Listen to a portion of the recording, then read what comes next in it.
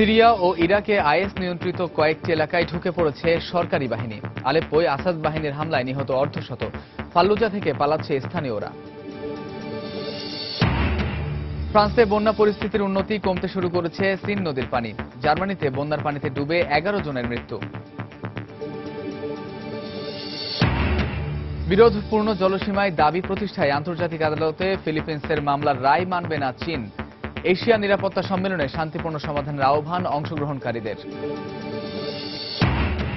এবং নৌকাডুবির ঘটনায় লিবীয় উপকূল থেকে 2 দিনে 129 লাশ উদ্ধার। প্রতি মাসে 400 অভিবাসীকে নিজ দেশে আশ্রয় দেবে ফ্রান্স।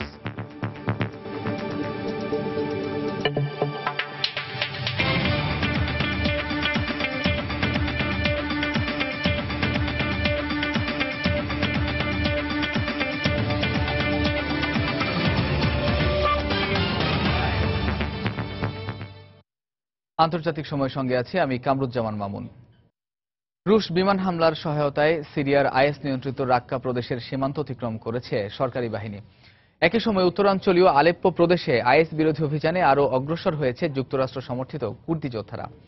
এদিকে পাশ্চাত্য গণমাধ্যমের দাবি, সিরিয়ার অবরুদ্ধ 12টি শহরে ত্রাণ সরবরাহের ওপর থেকে যে নিষেধাজ্ঞা তুলে নিতে সিরীয় সরকার সম্মত হওয়ার পরও আলেপ্পো ও এর আশপাশের এলাকায় আসাদ বাহিনীর বিমান হামলায় নিহত হয়েছে প্রায় অর্ধশত বেসামরিক নাগরিক। শনিবার যুক্তরাজ্য ভিত্তিক বেসরকারি পর্যবেক্ষণ সংস্থা Syrian observatory for human rights জানায়, শুক্রবার আইএসের বিরুদ্ধে রুশ বিমান হামলা আরো জোরদারের পর রাক্কা প্রদেশে আইএসের রাজধানীতে অভিযান শুরু করে সিরীয় বাহিনী। দুপক্ষের মধ্যে রক্তক্ষয়ী সংঘর্ষের পর এদিন রাক্কার সীমান্ত অতিক্রম করে সিরীয় সেনারা। অভিযানে অন্তত 26 আইএস জঙ্গি এবং সিরীয় বাহিনীর 9 সদস্য নিহত হয় বলে জানায় পর্যবেক্ষণ সংস্থাটি। এর আগে হামা প্রদেশের আত্রিয়া এলাকায় ব্যাপক গোলাবর্ষণের পর রাক্কার দিকে অগ্রসর হতে শুরু করে সিরীয় সেনারা। তবে এ বিষয়ে তাৎক্ষণিকভাবে সিরীয় সেনাবাহিনীর পক্ষ থেকে কোনো বিবৃতি পাওয়া যায়নি। এমনকি অভিযানে কত সংখ্যক সেনা সদস্য অংশ নিয়েছেন এবং কি ধরনের অস্ত্র ব্যবহার করা হয়েছে সে বিষয়েও কিছু জানায়নি দেশটির রাষ্ট্রীয় টেলিভিশন। সিরিয়ার আরেক প্রদেশ উত্তরাঞ্চলীয় আলেপ্পোতেও আইএস বিরোধী অভিযানে অগ্রগতি অর্জন করেছে যুক্তরাষ্ট্র সমর্থিত বিদ্রোহীরা। শনিবার অনলাইনে প্রকাশিত এক ভিডিওতে আলেপ্পোর আল শাকুর এলাকায় মার্কিন বিমান হামলার পর বেশ কয়েকটি গাড়িতে আগুন জ্বলতে দেখা যায়। এদিকে রুশ সামরিক বাহিনীর বরাত দিয়ে দেশটির বার্তা সংস্থা আরটি জানায়, জঙ্গি গোষ্ঠী আল নুসরা এবং আহরার আল শামের জঙ্গিরা আলেপ্পো শহরে আক্রমণ চালালে সেখান থেকে কিছুটা পিছু হটতে বাধ্য হয় কুর্দি যোদ্ধারা। জঙ্গি গ্রুপ দুটির অন্তত 2000 সদস্য ওই এলাকায় অবস্থান করছে বলেও জানানো হয়। রুশ প্রতিরক্ষা মন্ত্রণালয় জানায়, আল নুসরা সহ অন্যান্য জঙ্গি গোষ্ঠীর গোলাবর্ষণে সিরিয়ার বিভিন্ন শহরে গত 24 ঘন্টায় অন্তত 270 জন বেসামরিক নাগরিক নিহত হয়েছেন। অন্যয় কর্মকার, সময় সংবাদ। ইরাকের ফাল্লুজায় আইএস নিয়ন্ত্রিত এলাকায় গুরুত্বপূর্ণ শহর সাকলাবিয়া দখলে নিয়েছে সরকারি বাহিনী। সামরিক বাহিনীর 14তম ডিভিশন, কেন্দ্রীয় পুলিশ বাহিনী ও শিয়া মিলিশিয়া গোষ্ঠী হাসিদ আল শাবির সহায়তায় শনিবার শহরটি দখলে নেওয়া সম্ভব হয়। পশ্চিমের জাজিরাত আল খালদিয়া হয়ে ফাল্লুজায় আইএসের রসদ সরবরাহ ও চলাচল বন্ধ করতে এই শহরটি গুরুত্বপূর্ণ বলে জানায় ইরাকি বাহিনী। এদিকে ফাল্লুজার শহরতলিতে ইরাকি বাহিনীর অভিযানের পর বাসস্থান ছেড়ে পালাচ্ছেন স্থানীয় অধিবাসীরা। শনিবার ফাল্লুজার শহরতলিতে ইরাকি যৌথ বাহিনীর অভিযানের পর এভাবেই নদী পাড়ি দিয়ে নিরাপদ আশ্রয়ের খোঁজে ছুটতে থাকেন স্থানীয় অধিবাসীরা। আইএসের সঙ্গে যৌথ বাহিনীর সংঘর্ষ আসন্ন বুঝতে পেরে আরো অনেকেই বাসস্থান ছেড়ে পালানোর চেষ্টা করছে বলে জানিয়েছে আল জাজিরা। এখনো অনেকে শহরে আটকে আছেন, অনেকে নদী পাড়ি দেওয়ার অপেক্ষা করছেন। স্থানীয় কর্তৃপক্ষকে বড় নৌকার ব্যবস্থা করে আমাদের সাহায্য করার আহ্বান জানাচ্ছি। আমি 20 কিলোমিটার হেঁটে এসেছি। আইএসের হাত থেকে পালিয়ে আসতে আমাকে 2 দিন সুযোগের অপেক্ষা করতে হয়েছে। পালাতে দেখলেই আইএস এলোপাথারি গুলি চালায়। তারা আমার এক আত্মীয়কে হত্যা করেছে। আইএসের অবরুদ্ধ এলাকা থেকে পালিয়ে আসা এসব মানুষকে ফাল্লুজার বাইরে অস্থায়ী শিবিরে নিয়ে যাওয়া হচ্ছে। তবে সেখানেও নিত্য প্রয়োজনীয় পানি, খাবার ও জরুরি সাহায্যের অভাব প্রকট। এদিকে স্থানীয়দের বেরিয়ে যাওয়ার জন্য ফাল্লুজার দক্ষিণ দিকটি খোলা রেখে শনিবার 3 দিক থেকে শহরটিকে ঘিরে রাখার কথা জানায় শিয়া বাহিনী। হাসিদ সাবির তথ্য মতে এখনো অনেক পরিবার ফাল্লুজার ভেতরে রয়ে গেছে। অভিযান শুরুর পর থেকেই শহর ছেড়ে যাওয়ার আহ্বান জানানো হলেও আইএস সদস্যরা অধিবাসীদের চলে যেতে বাধা দিচ্ছে। পরিবারের শিশু ও পুরুষ সদস্যদের আইএসের পক্ষে যুদ্ধে অংশ নিতে চাপ প্রয়োগ করছে তারা। শহরে আটকে পড়া অধিবাসীরা বের হয়ে গেলেই আমরা সব দিক থেকে ফাল্লুজায় প্রবেশ করব। যেহেতু বোমা ও গুলি শত্রুমিত্র চেনে না, তাই যত দ্রুত সম্ভব তাদের বাসস্থান ছেড়ে যাওয়ার আহ্বান জানানো হচ্ছে। এদিকে শনিবার ফাল্লুজার আইএস নিয়ন্ত্রিত গুরুত্বপূর্ণ শহর সাকলাবিয়া দখলে নিয়েছে সরকারি বাহিনী। এর ফলে পশ্চিম দিক থেকে ফাল্লুজা কার্যত বিচ্ছিন্ন হয়ে গেছে বলে দাবি শিয়া যোদ্ধাদের। ফাল্লুজার বিভিন্ন অংশে অবস্থান নিলেও এখনো শহরটির কেন্দ্রে প্রবেশ করতে পারেনি যৌথ বাহিনী। তবে বিভিন্ন কৌশলে ইরাকি এলিট সেনারা ফাল্লুজার কেন্দ্রে প্রবেশের চেষ্টা করছে বলে জানায় সামরিক বাহিনী। সুন্নি অধ্যুষিত কয়েকটি অঞ্চল আইএসের দখলমুক্ত হলেও যৌথ বাহিনীর সঙ্গে শিয়া মিলিশিয়ারা অভিযানে অংশ নেয় ভবিষ্যতে সেখানে শিয়া সুন্নি দ্বন্দ্ব মাথাচাড়া দিতে পারে বলে আশঙ্কা করছেন ইরাকের নিরাপত্তা বিশ্লেষকেরা। দেলোয়ার হোসেন, সময় সংবাদ। ইরাকের রাজধানী বাগদাদে সিরিজ বোমা হামলায় অন্তত 15 জন নিহত এবং 40 জন আহত হয়েছেন। শনিবার রাজধানী বাগদাদের একটি পুলিশ চেক পয়েন্ট, একটি রেস্টুরেন্ট এবং 2টি বিপণী বিতানে এসব বোমা হামলা চালানো হয় বলে জানায় স্থানীয় গণমাধ্যম।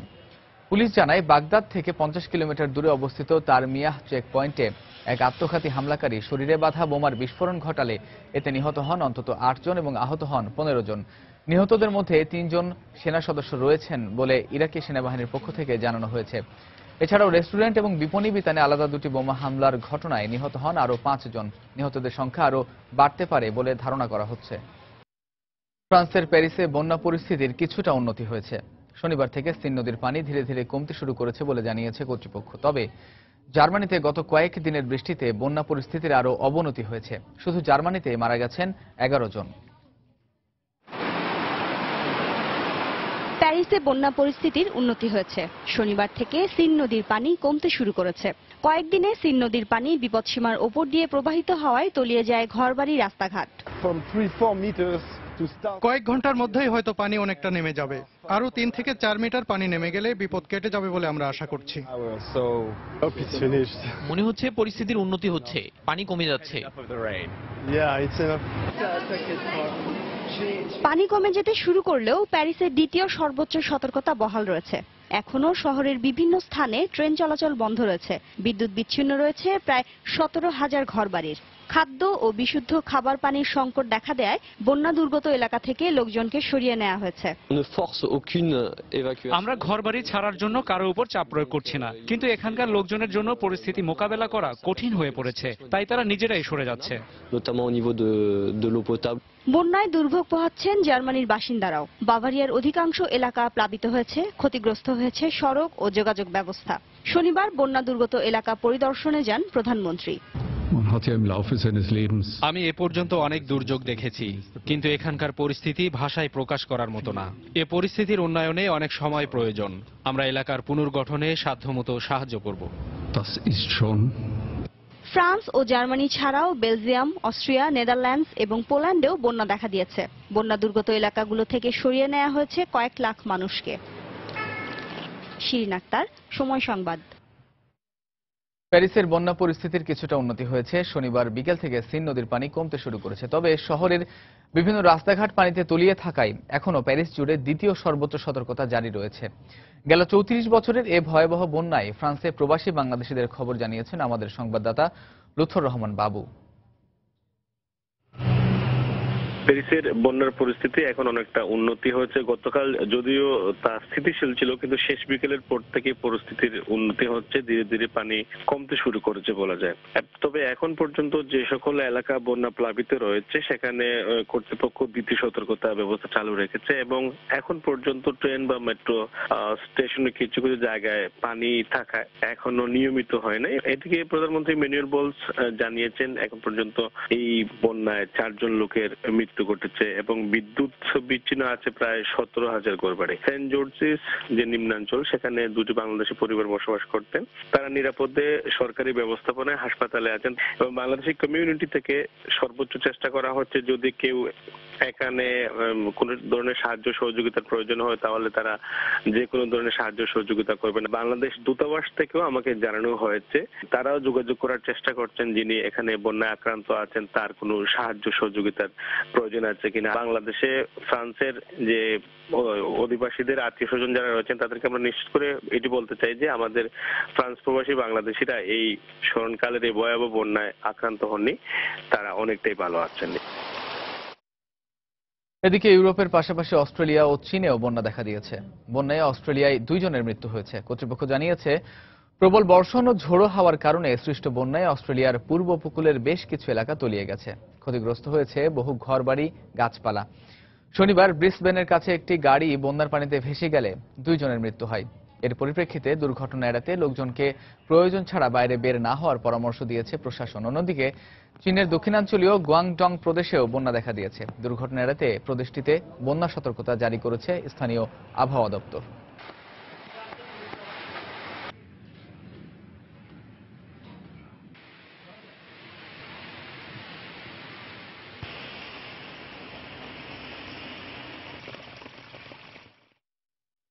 আন্তর্জাতিক সময় আরো দেখবেন।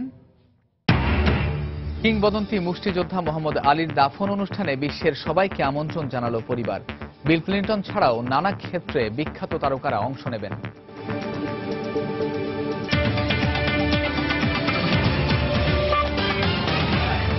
তাই তো সবাই বলে শিল্পাল্লার দিন শেষ, মেগা ডিজিটাল স্কেলে বাংলাদেশ। দক্ষিণ চীন সাগরের বিরোধপূর্ণ জলসীমার ওপর দাবি জানিয়ে ফিলিপিন্স আন্তর্জাতিক সালিসি আদালতে যে মামলা করেছে তার রায় মানবে না চীন। সিঙ্গাপুরে এশিয়া নিরাপত্তা সম্মেলনে চীনের পক্ষ থেকে এমন মন্তব্য আসে। আলোচনার মাধ্যমে বিরোধপূর্ণ জলসীমা নিয়ে চলা দ্বন্দ্বের শান্তিপূর্ণ সমাধানের আহ্বান জানিয়েছেন বিভিন্ন দেশের প্রতিরক্ষা মন্ত্রীরা। চীন বরাবরের মতোই দাবি করছে দক্ষিণ চীন সাগরের দ্বীপাঞ্চলগুলোর মালিকানা তাদের। যুক্তরাষ্ট্র দক্ষিণ চীন সাগরে বিভিন্ন সময় যুদ্ধজাহাজ পাঠাচ্ছে, যাকে সার্বভৌমত্বের লঙ্ঘন বলে দাবি করছে চীন। কিন্তু যুক্তরাষ্ট্র বলছে চীনের কৃত্রিম দ্বীপ তৈরি ও বর্তমান সামরিক তৎপরতায় উদ্বিগ্ন তারা। আন্তর্জাতিক সমুদ্রপথ নির্বিঘ্ন রাখতেই দক্ষিণ চীন সাগরে সামরিক জাহাজ পাঠানো হয়েছে বলেও দাবি যুক্তরাষ্ট্রের। এ অবস্থায় এশিয়া প্রশান্ত মহাসাগরীয় অঞ্চলের 28টি দেশের প্রতিনিধিদের অংশগ্রহণে সিঙ্গাপুরে অনুষ্ঠিত হচ্ছে পূর্ব, দক্ষিণ পূর্ব ও দক্ষিণ এশীয় দেশগুলোর 3 দিন ব্যাপী নিরাপত্তা সম্মেলন। শুক্রবার শুরু হওয়া সম্মেলনের দ্বিতীয় দিন শনিবার মার্কিন প্রতিরক্ষা মন্ত্রী অ্যাশটন কার্টার বলেছিলেন, প্রতিবেশী দেশগুলোর স্বার্থ উপেক্ষা করে দক্ষিণ চীন সাগরের সামরিক তৎপরতা চীনকে নিরাপত্তার ক্ষেত্রে বিচ্ছিন্ন করে ফেলছে। দক্ষিণ চীন সাগরে চীনের আধিপত্য মেনে নেওয়া হবে না বলেও জানিয়ে দেন কার্টার। এসব বক্তব্যের জবাবে রোববার চীনের জয়েন্ট চিফ অফ স্টাফ বিভাগের প্রধান কর্মকর্তা অ্যাডমিরাল সান জিয়ানগৌ বললেন, তাদের আঞ্চলিক বিষয়ে নাক গলিয়ে যুক্তরাষ্ট্র পরিস্থিতি আরো ঘোলাটে করে তুলছে। চীনের সার্বভৌমত্ব লঙ্ঘনের চেষ্টা করা হলে কাউকে ছেড়ে কথা বলবে না বলেও মন্তব্য করেন তিনি। আমরা কোনো গোলযোগ করছি না। চীনের সার্বভৌমত্ব লঙ্ঘন ও নিরাপত্তার জন্য হুমকি হয় এমন কিছুকে আমরা বরদাস্ত করব না। দক্ষিণ চীন সাগরে যারা ঝামেলা তৈরি করছে তাদের নিরপেক্ষ থাকার আহ্বান জানাচ্ছি। তিনি আরো বলেন, দক্ষিণ চীন সাগরের বিরোধপূর্ণ জলসীমার ওপর দাবি জানিয়ে ফিলিপিন্স আন্তর্জাতিক সালিসি আদালতে যে মামলা করেছে তা অবৈধ। তাছাড়া চীনের ওপর ওই আদালতের কোনো এখতিয়ার নেই, তাই এ বিষয়ে তাদের কোনো রায় মানবে না চীন। সম্মেলনে দক্ষিণ চীন সাগরের বিরোধপূর্ণ জলসীমার আরেক দাবিদার ইন্দোনেশিয়ার পক্ষ থেকে এ অঞ্চলের দেশগুলোর মধ্যে আন্তঃযোগাযোগ বাড়ানোর আহ্বান জানানো হয়। এছাড়াও আলোচনার মাধ্যমে বিরোধপূর্ণ জলসীমা নিয়ে চলা দ্বন্দ্বের শান্তিপূর্ণ সমাধানের আহ্বান জানিয়েছেন ব্রিটেন, মালয়েশিয়া ও ভারতের প্রতিরক্ষা মন্ত্রীরা। হাফসাতুন্নেসা, সময় সংবাদ। দক্ষিণ চীন সাগরের বিরোধপূর্ণ জলসীমায় চীনের বিমান প্রতিরক্ষা অঞ্চল গড়ে তোলার বিষয়ে হুঁশিয়ারি করে জন কেরি বলেছেন, চীনের এমন কাজ হবে উস্কানিমূলক। একে আঞ্চলিক স্থিতিশীলতার জন্য হুমকি হিসেবেও উল্লেখ করেন তিনি। বিরোধপূর্ণ জলসীমায় চীন বিমান প্রতিরক্ষা অঞ্চল গড়ে তুললে তা চলমান উত্তেজনাকে আরো বাড়িয়ে দেবে বলেও মন্তব্য করেন কেরি। মঙ্গোলিয়া সফরে রোববার দেশটির পররাষ্ট্রমন্ত্রী লুন্ডেজ পুরেভসুরেনের সঙ্গে বৈঠকের পর সংবাদ সম্মেলনে কেরি এসব কথা বলেন। মঙ্গোলিয়ার পর চীন সফরের কথা রয়েছে তার। তবে চীনের দাবি, তারা দক্ষিণ চীন সাগরের বিরোধপূর্ণ জলসীমায় বিমান প্রতিরক্ষা অঞ্চল গড়ে তুলবে কিনা তা নির্ভর করবে তাদের নিরাপত্তা হুমকির ওপর।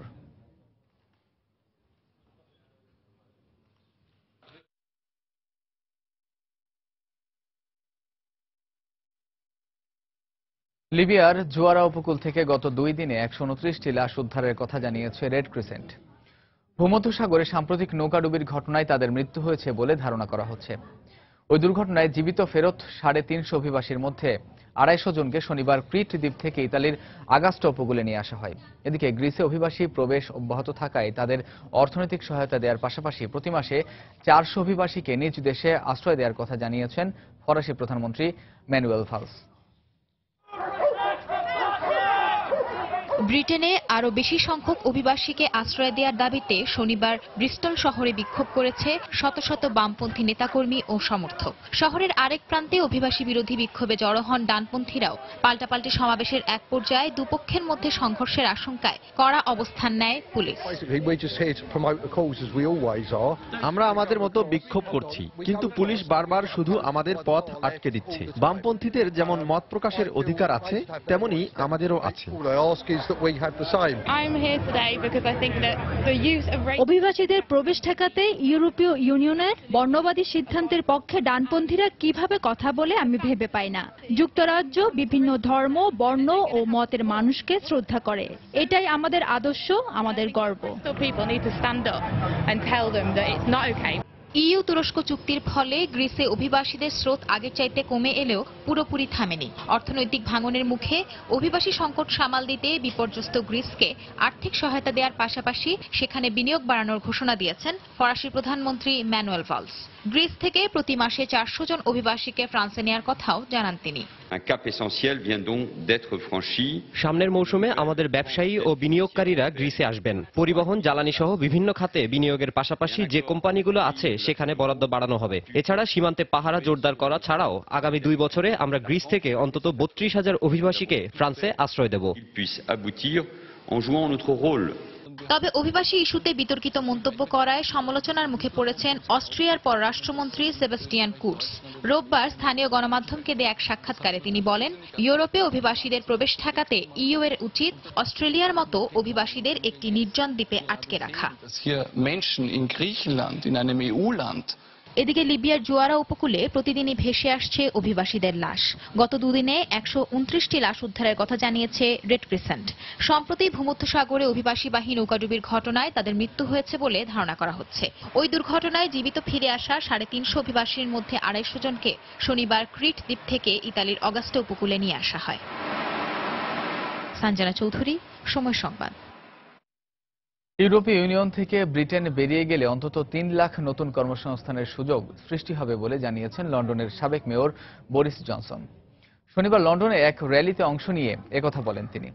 এ সময় ইউরোপীয় ইউনিয়ন ছাড়লে বিশ্বব্যাপী অর্থনৈতিকভাবে সমৃদ্ধ দেশগুলোর সঙ্গে নতুন বাণিজ্য চুক্তি করা সম্ভব হবে বলেও আশাবাদ ব্যক্ত করেন তিনি। একই সঙ্গে ইইউতে থাকায় নানা বাধ্যবাধকতার কারণে যুক্তরাজ্যের একার পক্ষে এসব চুক্তি সম্পাদন সম্ভব হচ্ছে না বলেও জানান তিনি। ইইউতে থাকা না থাকা নিয়ে আগামী 23 জুন অনুষ্ঠিত হবে ব্রিটেনের গণভোট। এখন থেকেই বিশ্বের বিভিন্ন দেশের সঙ্গে বাণিজ্য চুক্তির বিষয়ে সমঝোতা শুরু করতে ব্রিটিশ সরকারের প্রতি আহ্বান জানান ইইউ বিরোধী সমর্থকরা। কিউবা কখনোই অর্গানাইজেশন অব আমেরিকান স্টেটস বা ওএএসএ যোগ দেবে না বলে জানিয়েছেন প্রেসিডেন্ট রাউল ক্যাস্ট্রো। শনিবার হাভানায় ক্যারিবীয় দেশগুলোর সম্মেলনে ক্যাস্ট্রো জানান, সম্প্রতি ভেনেজুয়েলার ওপর জোটের নিষেধাজ্ঞা আরোপের প্রতিক্রিয়া হিসেবেই এই সিদ্ধান্ত। এ জোট সাম্রাজ্যবাদীদের হয়ে কাজ করছে বলেও সম্মেলনে দেয়া ভাষণে বলেন রাউল ক্যাস্ট্রো।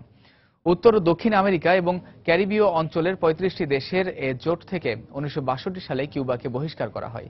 যুক্তরাষ্ট্রের সঙ্গে দেশটির সম্পর্ক সম্প্রতি উষ্ণতার দিকে যাওয়ায় দেশটি আবারও জোটে ফিরে আসতে পারে বলে অনেকেই ধারণা করছেন। 1948 সালে প্রতিষ্ঠিত অর্গানাইজেশন অব আমেরিকান স্টেটস এর সদর দপ্তর যুক্তরাষ্ট্রের ওয়াশিংটন ডিসিতে।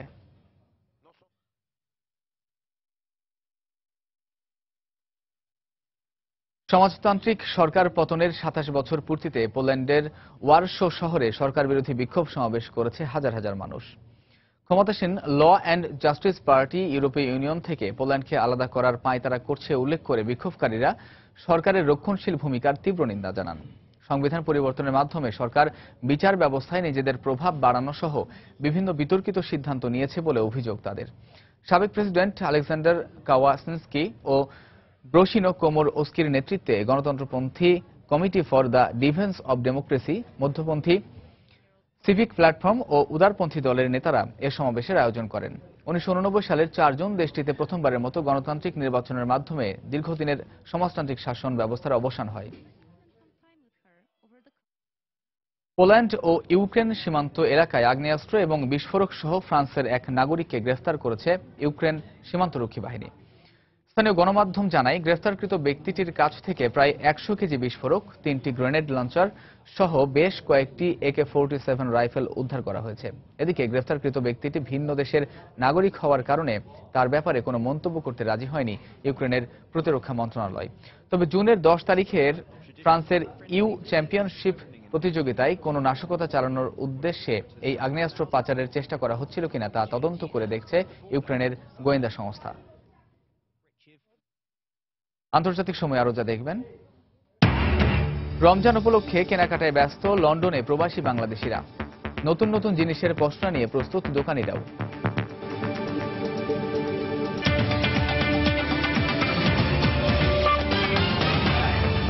আরএফএল ওয়াটার পাম্প, পানি দেবে, টেনশন নয়। কিংবদন্তি মুষ্টিযোদ্ধা মোহাম্মদ আলীর দাফনে বিশ্বের সবাইকে আমন্ত্রণ জানিয়েছে তার পরিবার। শুক্রবার যুক্তরাষ্ট্রের কেন্টাকিতে নিজ বাড়িতে মুসলিম রীতি অনুযায়ী বিশ্বখ্যাত এই মুষ্টিযোদ্ধাকে শেষ বিদায় জানানো হবে। এদিন সাবেক মার্কিন প্রেসিডেন্ট বিল ক্লিন্টন শোকবার্তা পাঠ করবেন। কৌতুক অভিনেতা বিলি ক্রিস্টাল ও ক্রীড়া সাংবাদিক ব্রায়ান্ট গাম্বেল ওই শোক অনুষ্ঠানে যোগ দেবেন। পরিবারের মুখপাত্র জানিয়েছেন, মোহাম্মদ আলী ছিলেন বিশ্ব নাগরিক।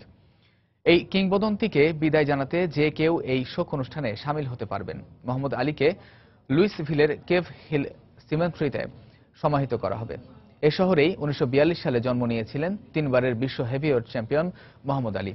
এদিকে সেপটিক শক বা শরীরে রক্তের চাপ বিপজ্জনক মাত্রায় পৌঁছে কিংবদন্তি মুষ্টিযোদ্ধা মোহাম্মদ আলীর মৃত্যু হয়েছে বলে জানিয়েছে আন্তর্জাতিক বিভিন্ন গণমাধ্যম। তবে তার পরিবার সেপটিক শকের সুনির্দিষ্ট কারণ জানাতে পারেনি। মুক্তিযোদ্ধা মোহাম্মদ আলী দীর্ঘদিন ধরে অসুস্থতায় ভুগে শনিবার 74 বছর বয়সে অ্যারিজোনার একটি হাসপাতালে মারা যান। যুক্তরাষ্ট্রের প্রেসিডেন্ট নির্বাচনের মনোনয়ন লড়াইয়ে মঙ্গলবারের প্রাইমারিকে ঘিরে প্রচারণা চালাচ্ছেন প্রার্থীরা। শনিবার ক্যালিফোর্নিয়ার সিলমার ও লস এঞ্জেলসে প্রচারণায় যোগ দেন ডেমোক্র্যাট মনোনয়ন প্রত্যাশী হিলারি ক্লিন্টন ও বার্নি স্যান্ডার্স।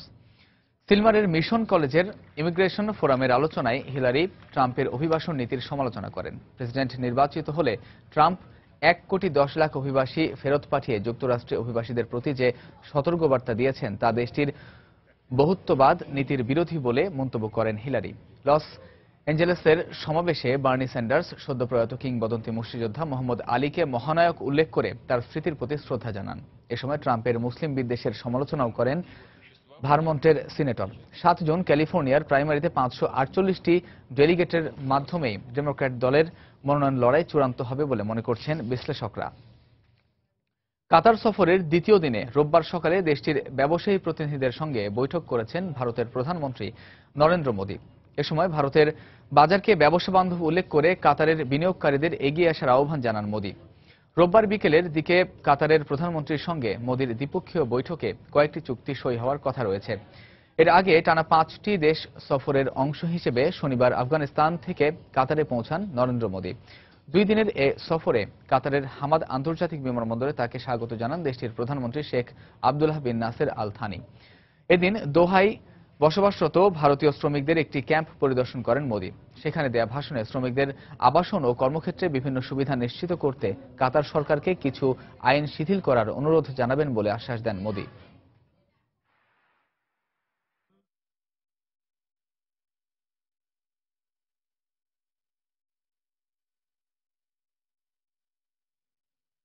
ভারতের মহারাষ্ট্রে একটি যাত্রীবাহী বাস খাদে পড়ে 17 জন নিহত হয়েছে।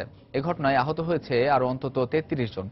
রোববার মহারাষ্ট্রের পানভিলে এ মর্মান্তিক দুর্ঘটনা ঘটে। প্রত্যক্ষদর্শীর বরাত দিয়ে পুলিশ জানায়, মুম্বাই পুনে করিডোর এক্সপ্রেস ওয়েতে দাঁড়িয়ে থাকা দুটি গাড়ির সঙ্গে ধাক্কা লাগার পর যাত্রীবাহী বাসটি নিয়ন্ত্রণ হারিয়ে রাস্তার পাশের 20 ফুট গভীর খাদে পড়ে যায়। এতে ঘটনাস্থলে প্রাণ হারায় বেশ কয়েকজন যাত্রী। খবর পেয়ে ঘটনাস্থলে ছুটে যায় পুলিশ ও উদ্ধারকারীরা। পরে হতাহতদের উদ্ধার করে নিকটস্থ হাসপাতালে নিয়ে যাওয়া হয়।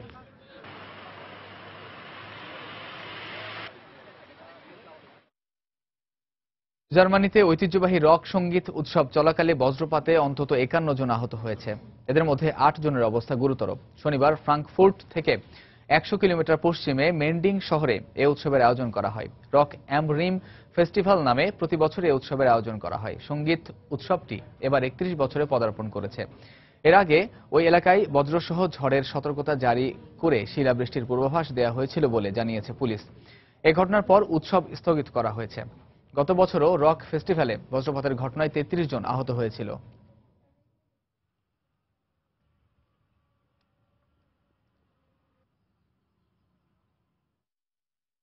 আলজেরিয়ায় এক মর্মান্তিক সড়ক দুর্ঘটনায় 33 জন নিহত হয়েছে। এ ঘটনায় আহত হয়েছে আরও 22 জন। পুলিশ জানায়, শনিবার দেশটির রাজধানী আলজিয়ার্স থেকে 400 কিলোমিটার দক্ষিণাঞ্চলে ল্যাগাউট রাজ্যে একটি যাত্রীবাহী বাসের সঙ্গে ট্রাকের মুখোমুখি সংঘর্ষ হয়। এরপর বাসটিতে আগুন ধরে গেলে বাসের বেশিরভাগ যাত্রী দগ্ধ হয়ে মারা যান। খবর পেয়ে ঘটনাস্থলে পৌঁছে হতাহতদের উদ্ধার করে স্থানীয় হাসপাতালে নিয়ে যায় ফায়ার সার্ভিসের কর্মীরা। এরই মধ্যে দুর্ঘটনার কারণ অনুসন্ধানে তদন্ত শুরু করেছে পুলিশ। তবে চালকের অদক্ষতা ও দ্রুত গতির কারণেই এ দুর্ঘটনা ঘটেছে বলে ধারণা করছে কর্তৃপক্ষ। নাইজারে ইসলামী জঙ্গি গোষ্ঠী বোকো হারামের সঙ্গে সংঘর্ষে অন্তত 32 সেনা নিহত হয়েছে। শনিবার দেশটির প্রতিরক্ষা মন্ত্রণালয়ের পক্ষ থেকে বিষয়টি নিশ্চিত করা হয়। শুক্রবার রাতে নাইজেরিয়ার সীমান্তবর্তী দেশটির বোসো শহরের একটি সামরিক ঘাঁটিতে বোকো হারামের শতাধিক জঙ্গি হামলা চালালে দুপক্ষের সংঘর্ষে নিহত হন ওই 32 সেনা সদস্য। এ সময় বেশ কয়েকজন জঙ্গিও হতাহত হয় বলে জানা গেছে। তবে শনিবার সকালে সেনা সদস্যরা ওই এলাকায় পাল্টা অভিযান চালিয়ে সেখানকার পূর্ণ নিয়ন্ত্রণ নিয়েছে বলেও মন্ত্রণালয়ের পক্ষ থেকে জানানো হয়। এদিকে প্রতিরক্ষা মন্ত্রণালয়ের ওই বিবৃতির এখনো কোনো জবাব দেয়নি বোকো হারাম।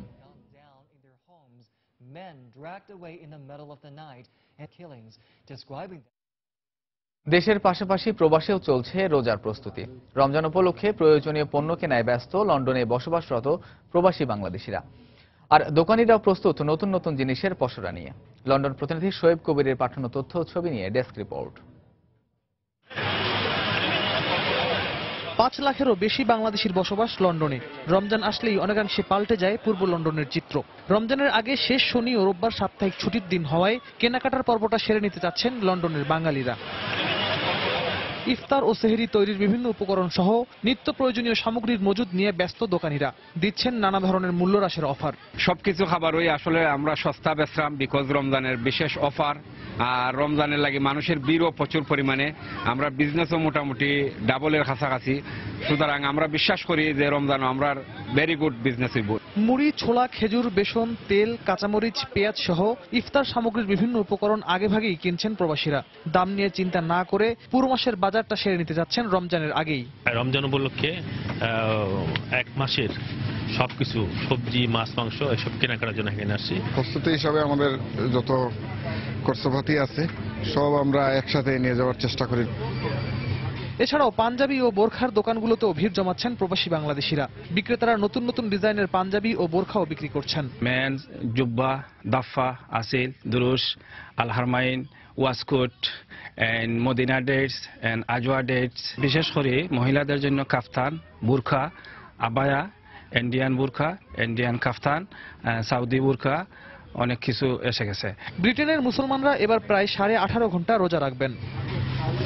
সময় সংবাদ, লন্ডন। ক্লান্তি আর জড়তা মেটাতে কফি নামের পানীয়টির কোনো জুড়ি নেই, কিন্তু সেই কফির স্থান আপনার পেয়ালার পরিবর্তে যদি দেয়ালে শোভা পায় তবে কেমন হবে?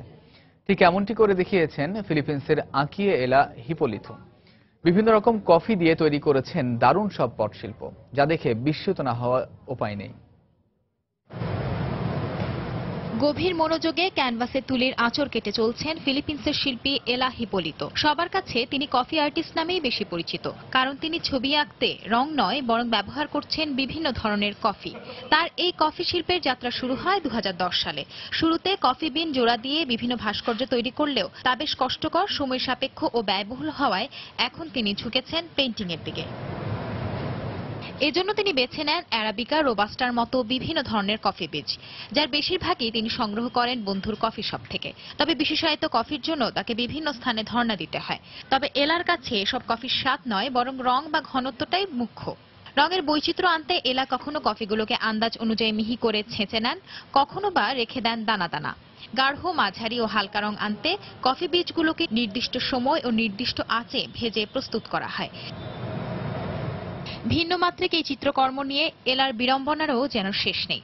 কফির সুঘ্রাণের কারণে পোকামাকড় সংক্রমণের আশঙ্কাও থাকে, তাই এই ছবি তৈরিতে যতটা না কষ্ট পোহাতে হয় তার চেয়ে বেশি ধৈর্য রাখতে হয় এর সংরক্ষণের কাজটিতে।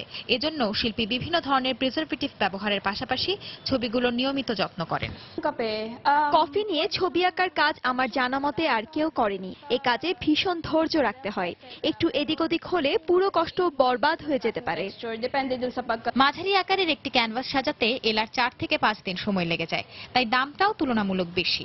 আকার ও ধরন অনুযায়ী একটি পেইন্টিং এর দাম $100 থেকে $1200 পড়ে। তা কিনতে শৌখিন ক্রেতাদের ভিড় লেগেই থাকে। ল্যান্ডস্কেপ, পোর্ট্রেট থেকে শুরু করে অ্যাবস্ট্রাক্ট আর্টেও পারদর্শিতার পরিচয় দিয়েছেন কফি আর্টিস্ট হিপোলিতো। তবে সবকিছুতেই নিজ দেশ ও সংস্কৃতির ছোঁয়া রাখতে ভোলেননি তিনি। ফিলিপিন্সের বিভিন্ন গ্যালারিতে নিজের চিত্রকর্ম প্রদর্শন করে প্রশংসা কুড়িয়েছেন হিপোলিতো। সামনে চমকপ্রদ কিছু করে দেখানোই এখন তার স্বপ্ন। সঞ্জনা চৌধুরী, সময় সংবাদ। এক অদ্ভুত দৌড় প্রতিযোগিতা বছরের পর বছর ধরে ব্রিটেনে হয়ে আসছে। এবছর প্রতিযোগিতাটি পার করল 43তম বর্ষ।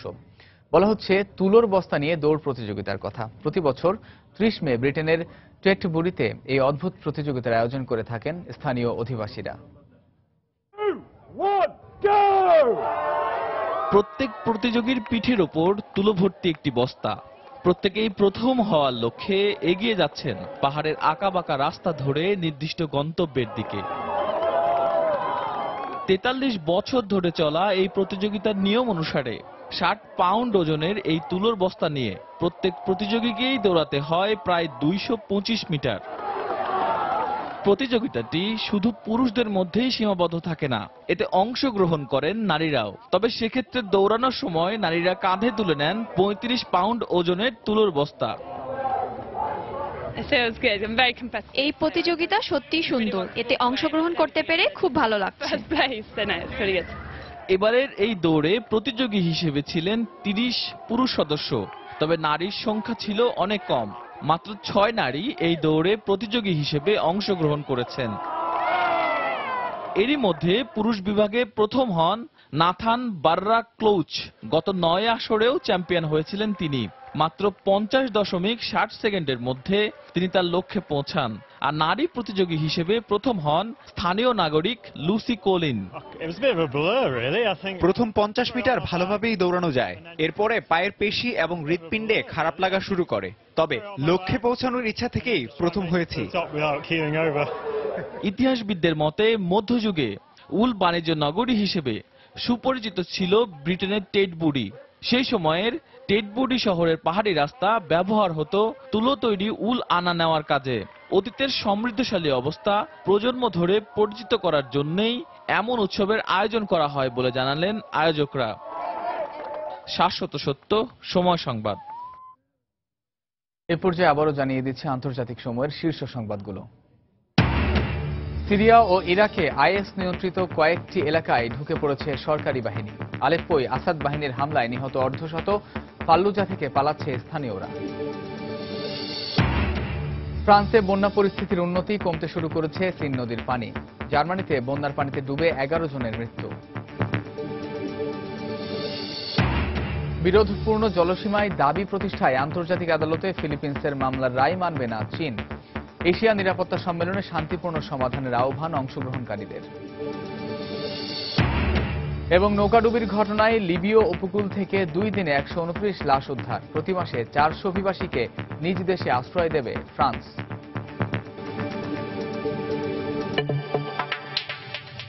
এই ছিল আন্তর্জাতিক সময়। যে কোনো খবর পেতে ভিজিট করুন সময়নিউজ.tv। সঙ্গে থাকুন সময়ের।